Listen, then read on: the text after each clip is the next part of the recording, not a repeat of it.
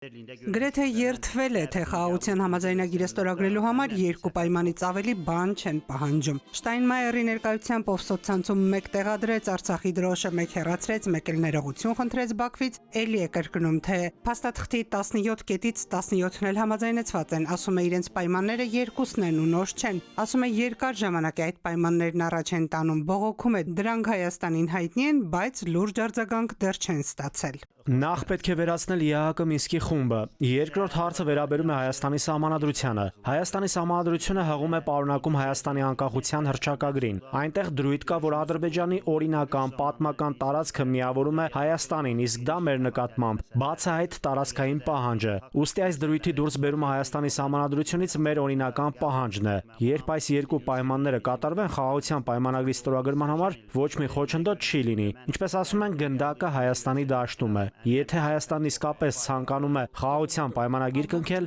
ապա պետք է ընդունի Ադրբեջանի այս երկու օրինական պայմանները։ Օրինական է համարում իր վերջնագրերը, հուշկու պնդում անում, որ արժանահավատ երևա այստեղ, բայց հենց իր վերահսկողության տակ եղած մեդիան Աստծո օրը քննարկում է կազմակերպում, պայման վերջնագրերի շարքը շարում, իսկ այս մեկը իսկական ծաղր է։ Հենց սահմանադրության փոփոխության վերաբերյալ իրենց զարմանում են, ինչպես կարող է մի երկիրը պահանջել մյուս երկրից փոխել սահմանադրությունը։ В международном праве мы проиграем, если даже будем заигрывать. Միջազգային իրավունքի հարցում մենք պարզապես տանուլ կտանք։ Որևէ պետության չես կարող ասել փոխի սահմանադրությունդ։ Այս մասին անշուշտ Գերմանիայի նախագահն էլ գիտի, բայց Շտայնմայերը Բաքվում չանդրադարձավ դրան։ Հույս ունի, թե խաղաղության պայմանագիրը շուտով կնքվելու է ու Հարավ-Կովկասում տևական խաղաղություն է տիրելու։ Ֆրանկ Վալտեր Շտայնմայերը Բաքվում Բերլինի դիրքորոշումն է բարձրաձայնում Արցախի հետ կապված։ Ղարաբաղն Ադրբեջանի տարածքն է։ Մենք միշտ ասել ենք, որ դա ձեր տարածքն է, եւ այսօր մենք հաստատում ենք Գերմանիայի այս ուղիղ եւ հստակ դիրքորոշումը։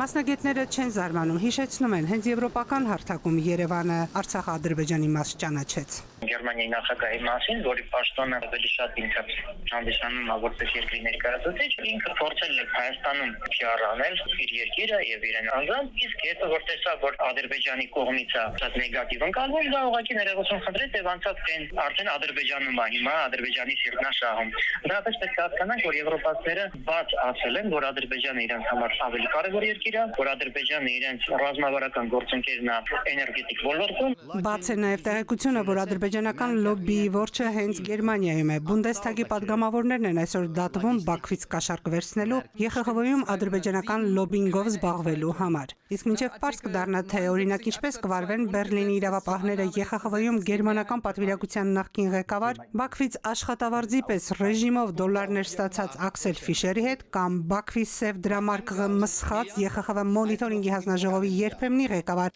Էդուարդ Լինթերնի հետ, հայկական մամուլը գրում է, որ ադրբեջանական ինքնաթիռները այսօր շարունակում են Իսրայելի ավիաբազայից բեռ տեղափոխել Բաքու։ Սիրան Շմուրադյան, ժամը լրատվական։